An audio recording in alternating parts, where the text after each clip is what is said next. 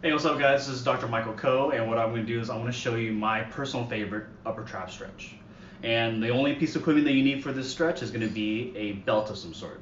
I personally like to use yoga belts, but any household belt that you wear would work too. All right, so here we go. So if I want to stretch out the right upper trap, what I'm going to do is I'm going to hook this belt over the right trap.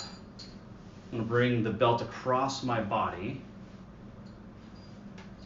This top part is going to be held by the left hand. The bottom part is going to be held by the right hand. I'm going to pull down and cinch it up.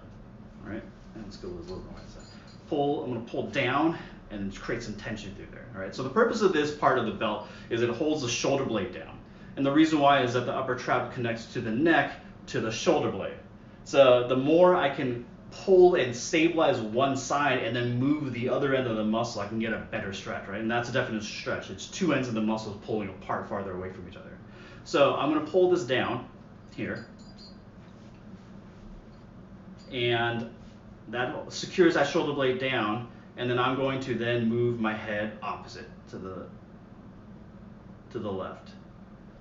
Now, this is not all it is, right? So I want to be able to get as specific as possible and try to get the best angle where I can get the best stretches. Sometimes just moving this one direction is not going to be the best, or you can make it better, right? It's just one dimension of any possible movements, right? Because you can still go forward, backwards, and you can still turn your body even if you move your head to the side.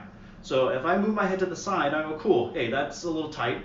And so what if I can make it tighter? So what I want you to do is bring your head forward or bring your head back, right? And so try to find the one that's the tightest. Now, I actually lied to you a little bit. I call this the best upper trap stretch, but really it is just trying to stretch any muscles on the side of the neck. So if I go to the side to the left and I go down, I go, hey, I feel it really good through here. This is more of the back part of the neck of that upper trap. However, if I do look up, I get a great stretch right through here. So that could be a little more scalenes or other muscles that connect from the collarbone, sternum up to the bottom part of the jaw. But I feel some restrictions, and so it's probably a muscle I want to stretch out anyway. So I'm going to get to that a little later. So choose whichever one is maybe the tightest, because you probably want to do both anyway. So I'm going to go with down.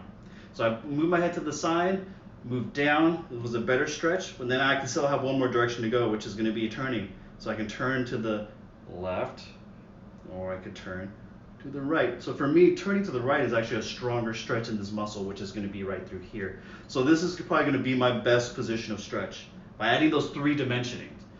For side bending, and then adding a forward bend or backwards bend, and then adding a right or left rotation. And you can lock up that muscle real good. Right? And so you can either do holds, or sometimes what I do is I like to add an oscillation, move back and forth. So you can either move your head forward, backwards, side to side, rotation. In general, I'm a bigger fan of either rotation or forward, backwards. Seems to get a better stretch where you can go to tension on, tension off, and go back and forth, and try to see if you can loosen up those muscles. All right, and so I also said that I felt a lot more stretching right here in the front of the neck, so I'm gonna try that out too. So if I hold down, stretch, look up, feel it more in the side front of my neck. Let's add a rotation. That's a little bit better right through there. Right rotation actually makes it looser. So some muscles are not, some directions are really going to loosen up muscles instead of tighten. So you just got to find that right direction. So for me, this is the best right here, and I really feel a good stretch right through here. And what you can experiment, like, what's the point of the belt? If I'm here and I let go of the belt, you actually might feel less tension through whatever muscle you're stretching through here. So to me, the blocking down the shoulder blade is going to be very effective. Now, here's a bonus.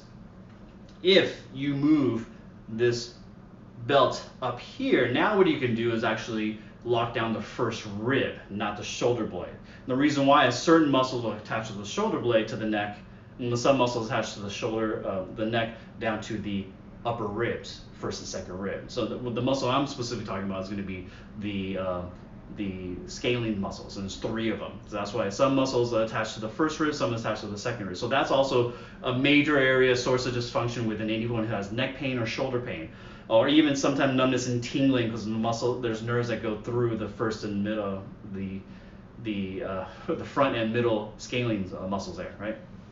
So if you were to move that belt, same idea, create some cinching and some tension right through there. And now there's one little trick you have to do if you want to do the ribs a little better, in my opinion, is you move your head to the direction of where the belt is first. The idea is that if I bring my head down this way, the ribs actually go down also, so I can get a tighter pull down, and that keeps it downwards. And so then I move this way. Then I can add those same principles. I move to the side, I go, hey man, I feel stretch. It's a little bit different if I pull on that, hold down the ribs. Then I could move up or down. For me, it's down. Then I add a rotation. This is going to be a little bit better if I do a right rotation.